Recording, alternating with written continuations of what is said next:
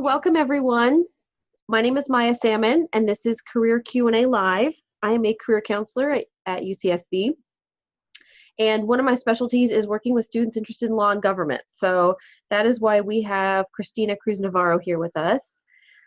You are watching our first Career Q&A Live, and we created this because we wanted to make sure that we were bringing in professionals and UCSB students together, no matter what kind of distance. So we are actually talking to Cristina she's in Sacramento, and I'm at Career Services office.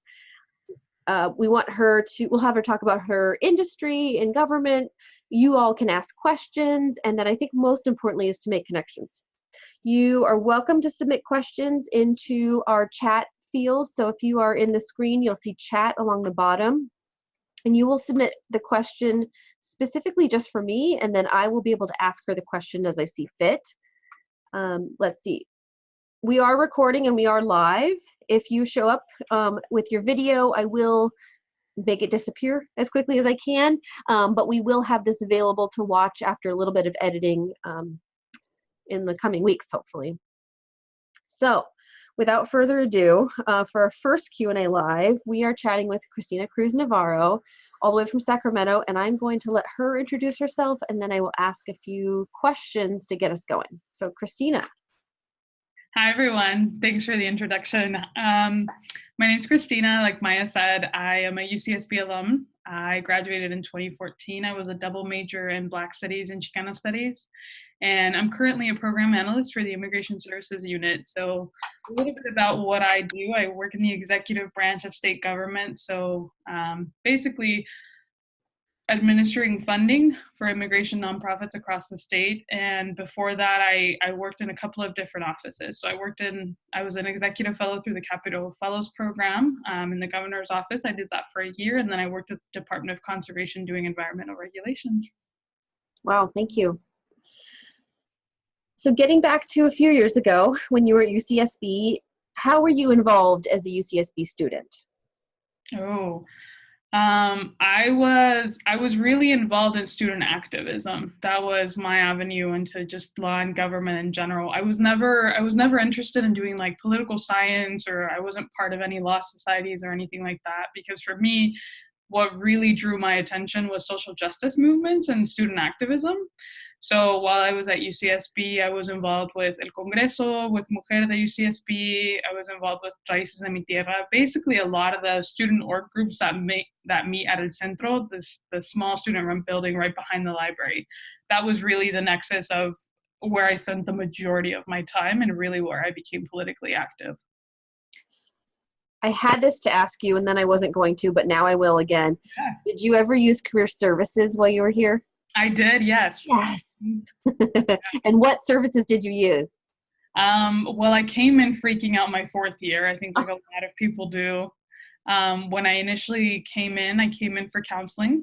And I came in for a couple of counseling sessions. And then also, once I had my resume, I came in for a resume workshop. I reviewed my resume, I think, over 3 times. I had different people review it for me, and people were kind enough to do that for me when I was applying to the fellowship. Awesome. Thank you. Mm-hmm.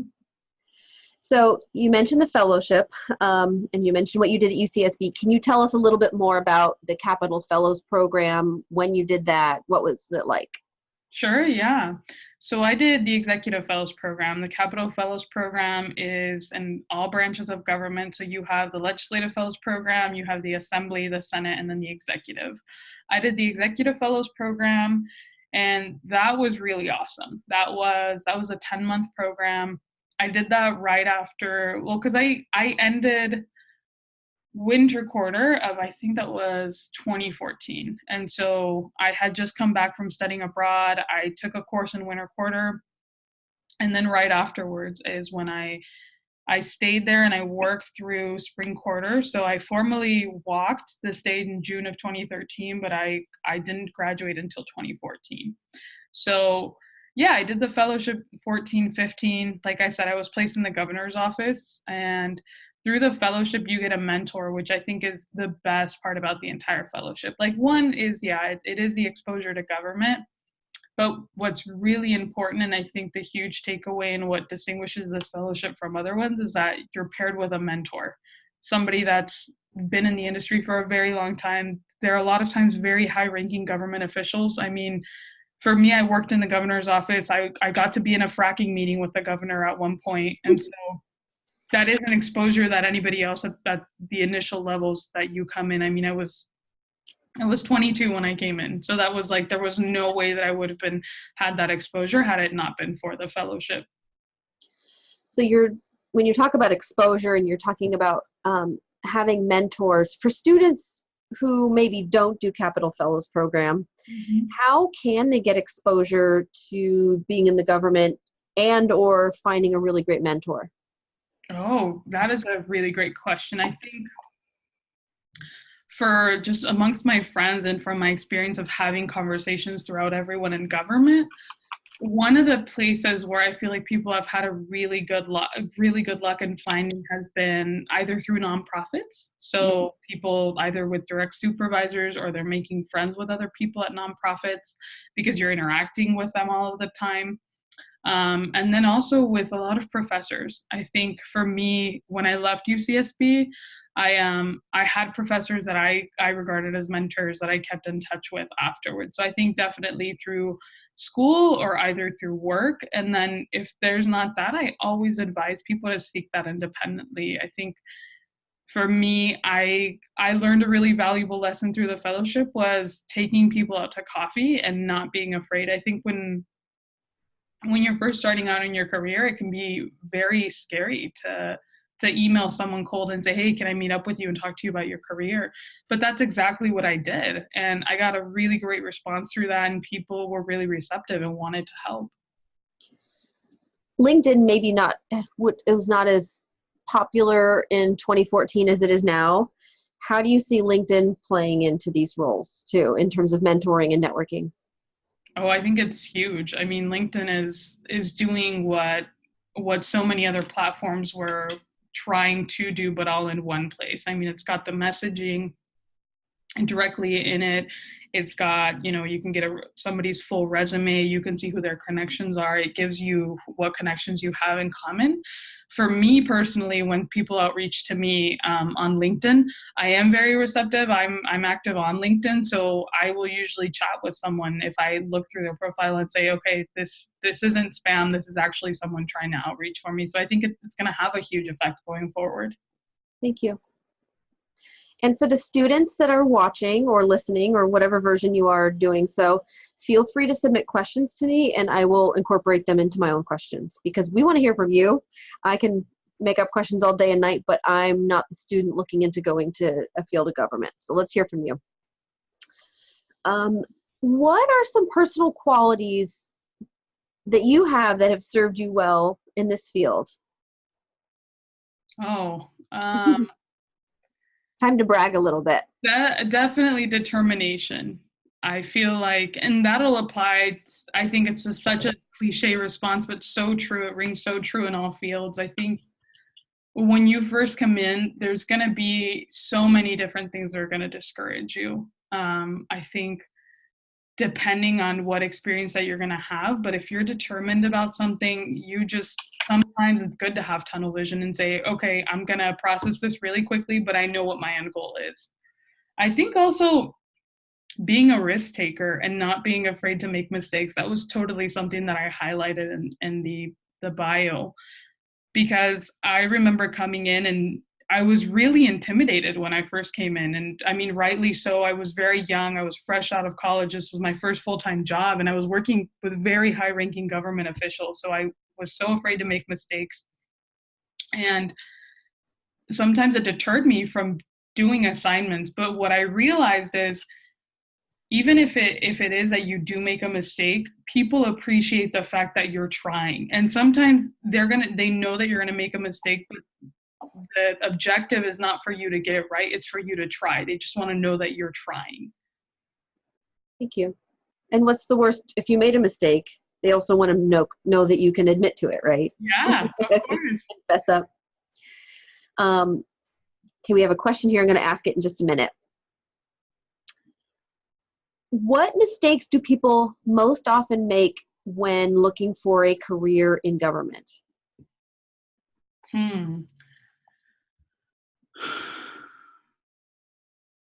Specifically in government. Oh, I mean, what about some ideas that I might have, or, what about their social media, or what about maybe yes. things that they've done in college that is like, well, that no one will pay attention to that later. How much do they delve into what you've been up to?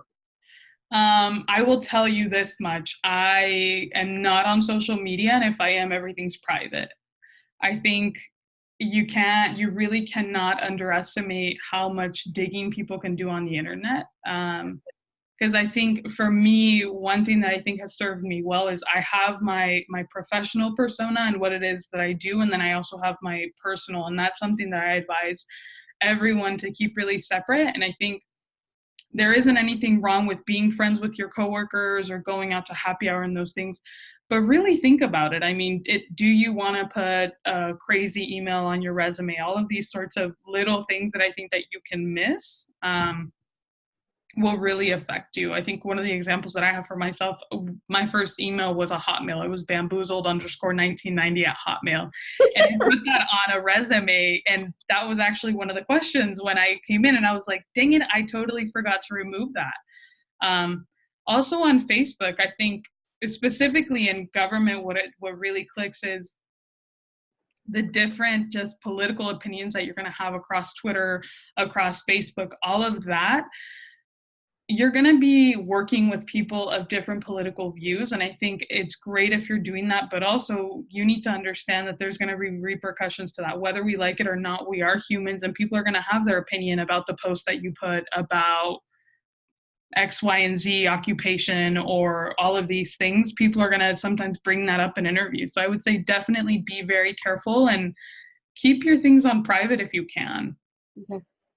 Good advice. Thank you. Yeah. So we have a student question, and I'm just going to read it, quote unquote. So I'm a first-gen student and have absolutely no idea what to do in regards to applying for jobs. Mm-hmm. I'm not sure what in government I want to do. What sources out there are there to apply for jobs, government jobs out of college? And how can they stay up to date besides checking Handshake, which is our job board, or checking LinkedIn all the time? Oh, this is, I would say definitely network, which is, I think, the answer that everyone's going to give you. But the reason that we all give it to you is because it's the truth. I think there's an opportunity to get involved politically everywhere. And you don't have to know exactly what it is that you want to do right now, but at least you know the field that you want to check out. And so, for example, with government, I mean, you can go through a nonprofit organization, which is originally what I did. Before going into the fellowship, I worked for CAUSE, the Central Coast Alliance United for a Sustainable Economy. I was a community organizer for CAUSE in Santa Barbara. And then through that, I realized I was like, hey, you know what? I really like working on policy. I can't afford to be a community organizer right now. What are my other opportunities to continue to work on policy, which is how I applied to the fellowship program. But definitely, I would say start attending different events. That is one thing that I totally underestimated, was how much these connections were going to be worth in the long run. Because I've had people connect with me from past jobs that I've had, or because they saw me at a rally, or they saw me at a city hall hearing, and it was through those connections. So I would say definitely become active on campus if you can. Thank you. How easy is it to change direction if in government, if you are in one job and it's okay, but you'd rather do something else? It's just a question of you deciding that you want to do something else. I think for me personally, and that's something that I'm looking at currently right now, I think you grow into a position, and after a while you're like, okay, I'm ready for the next step. There's a lot of lateral transfer within the executive branch of government. Like once you get into state government and you pass probation, which is a year, you become a lot, I think, just reachable within state government. So it's pretty easy to jump from one place to another. The hard part about it is you as an individual deciding what it is that you want to do next and your reasons for that, which I think applies to any career. You want to craft the kind of experience that you want to have to think of your ultimate goal. But between switching from one department to another or going from the legislature to the executive branch is fairly easy, and a lot of people do it. And it sounds like you pick up enough transferable skills to take you from one to the other. Mm-hmm. And if you make a name for yourself and you have a lot of professionalism, people really look at you highly. Absolutely, yeah. Is reputation important Huge. in government? Yeah. It's That's what I'm sensing. Mm-hmm. Yeah. Because everyone knows each other. Sacramento is totally a bubble. Somebody's legislative assistant from when they were in the assembly could now be your coworker at the executive level, at executive branch department XYZ, and they worked on policy for this other person. It's totally a small bubble, and everyone within politics or that works in government knows each other, and they all talk to each other. They're all friends too. We have another student question. Mm-hmm. I'm going to just ask it like it's written. What do you see as a redeeming feature in working with government when there is a stigma that it is not as well paying as working in the private sector? Well, I will say we weren't furloughed like the federal government was. Okay, there's one redeeming. No, there's a number. There's definitely continuity. There's a stability about working in government that you're not going to get in the private sector. Specifically, if you work in the executive branch, you're unionized, so there's a lot of protections that you won't get in the private sector. But also, I think the benefits that you receive from the pension system, I think those are the big redeeming factors. That, and you get to work on issue areas that you can say are affecting statewide policy because you are crafting statewide policy. I like this question, and I have another thing I want to ask about it in relation is, what about professional development? Are there opportunities for professional development in working for state government? Yes, I think state government has done a better job about investing in that. I feel like a couple of years ago from coworkers that I interact with on a daily basis that have been in state government much longer than I have said what a change they've seen. It's been investment in specifically in different training opportunities, but also I think in general in Sacramento, if you're looking for a special type of professional development, there's a lot of hustle and bustle going on. There's a lot of happy hours going on. There's a lot of different conventions going on. So if it's something that you're seeking, you'll definitely find it. We have another student question. Thank you for sending these. These are wonderful. In government, how often do you go out in the community and work with people? Maybe not as much as I would like. Yeah, so for you specifically, not so much. Are there positions where people can do that? Absolutely, yeah. I think that's one thing that I personally underestimated coming into government. If you look for those positions, they're definitely there because there's always a constant pressure to say state government is not listening to local government and is not actually out in the community. If that is something that you want to do, you can find that. And that is constantly happening every year because as new legislation passes, those requirements will happen. They'll say, let me give you an example. In Vernon 2 years ago, there was a huge battery contamination in the city of Vernon, California, and Cali, PA, which is the California Environmental Protection Agency, by law had to then establish a group of people that were in the community and interacting with people. So if that was something that you were looking for, you would apply specifically to that job. It would be a community liaison position. So that is the definition of your job. You are on the ground translating what is happening in government and vice versa. You are on the ground translating for government what is happening within the community. So you mentioned networking as a way of finding those jobs. Mm-hmm. Is there one-stop shop for finding state government jobs where you would see that listed, kind of the position? What is that? It's called calcareers.ca.gov. calcareers.ca.gov. Mm-hmm. And I can send you the link to it once after the conversation, but it's a one-stop shop. And this would be specifically for executive level jobs.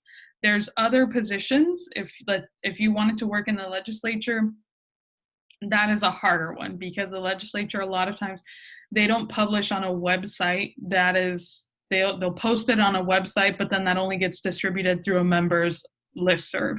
If you want to work in the legislature, if you want to become an appointee, then you would have to go on the governor's website to find those appointments. But overall executive branch level employment, you can find on CalCareers.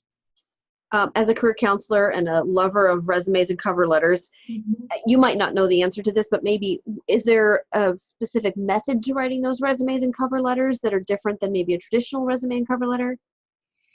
I know that there are different webinars and whatnot for federal resumes. I don't think so. I think they're pretty similar, basis to what it is that you're going to have. The difference is that when you're applying specifically for state jobs within the executive branch, you're going to get asked for a cover letter, and they're going to be very specific. It'll be in this type font, this size, these are the margins. So they'll give you guidance if there is an exception to it. But I think very much like in every other job, you want to frame your experience and the kind of skills that you have specifically for the job that you're applying to. Well said. Another question from a student: do you see many opportunities for STEM majors in government, or are there more opportunities when someone is involved in the humanities and social sciences? No, I would say it's equal across the board. With the executive fellowship program, when I came in, we had a couple of STEM majors. I had one of my colleagues was a math major. The other one was a neurobio major. I think at this level, I feel like people have gotten really smart and just pretty well informed in general that what it is that someone did in undergrad is not going to define the rest of their life. If they were really good at science and this is what they want, that, and I will always make the argument that policy making should not be reserved for just political science majors or for anybody else. Policy affects everyone. And so we need scientists, we need automakers, we need everybody to be involved in it. So I would definitely say no. And in fact, for people with specifics, if there's someone with a PhD in science, there is now a fairly new fellowship, I think it's about 8 years old, that specifically pairs PhDs in sciences in policy making. Okay. So that one's pretty cool as well. So we just have a few minutes left, and I want to make sure we get to probably I have two questions, and then we have another question from the audience. So what are your thoughts on law school or graduate school for people who want to work in either state or federal government? I would say don't jump at grad school or law school without absolutely knowing that that's something that you want. And for two big reasons. One, I think, is obviously the price of it. That's the reason that I didn't do it. And two is because you don't want to have a degree in something that maybe later you realize, like, hey, I didn't want this. I think it's very enticing as you're coming out of undergrad to say, I need to go into a master's program because that's what like my successful friends are doing. They immediately went into a master's program or a PhD program. And I say that because I felt that way. I felt like I was failing some sort of higher by not pursuing a graduate degree, but that's totally not the case. In fact, I'm really grateful that I stopped and I'm exploring different jobs to say, okay, what is my investment going to be in? Because that's exactly what it is. It's an investment. You don't want to jump into something that later you might not use. I personally went back and forth on the idea of law school until a couple of months ago. I kept thinking, do I need to go to law school? Is this something that I want? Do I need to continue to be in law school in order for me to work in policy? But that's not the case. I think as you gain more experience, that's the leverage that you have. I know people that have worked in policy for a very long time and just have their undergrad degree and never saw the necessity to go back to grad school. Thank you. Okay, two quick questions. Are the interviews to get into state government radically different than interviews anywhere else? Phone screening, what's that look like? Okay. No, I think from the last ones that I had, I went through my application process through CalCareers, which is really great because it's all digital now. You used to have to deliver a paper copy to this office, which was crazy. but now it's all online. And depending on the job, I mean, sometimes it'll be a series of 1 or 2 panels. They'll have their one panel in which, you know, they'll shrink the size of the group that they're interviewing to really decide who they want to do the second interview with. But I don't think they're radically different, no. My last question for you. What advice would you give to current UCSB students who are interested in going into state government? I would say there's no wrong way to do it. For me, I had my avenue. I came in through the Executive Fellows Program, and I'm forever grateful that I was able to come through that. But from the people that I currently work with, not all of them came through a fellowship program. Some of them, I had a coworker that was a teacher before this, and she was a community organizer, and then later decided to come into state government. I had another coworker that was like a career bureaucrat. They've been doing it for a very long time. My current boss worked at a nonprofit for a very, very long time. So I would say definitely, if it's something that you want to do, you're going to find ways to get into it, either through the nonprofit world or working somewhere else. I think that it's really easy to get bogged down and think, I need to be working in government now if that's what it is that I want to do. But in government, and from what my experience has been, policy making is something that's it's hard, and it requires a lot of different perspectives, and the job market requires for you to have different perspectives. So people appreciate that. They appreciate that you worked at a nonprofit or that you worked in a school, because you bring all of those experiences and all of that talent to policy making. I couldn't have answered it better. Cristina, thank you so much. That was our last question as we wrap up at 6:30 here. Thank you for participating to Cristina. Thank you to everyone who logged in. In the coming days, I'll be sending you an email with contact information for Cristina if you want to take this conversation a little bit further. And once we've done a little bit of editing with this video, we will also be posting this, and I will send it out in my next newsletter. I will also be having an event tomorrow, same time, same place.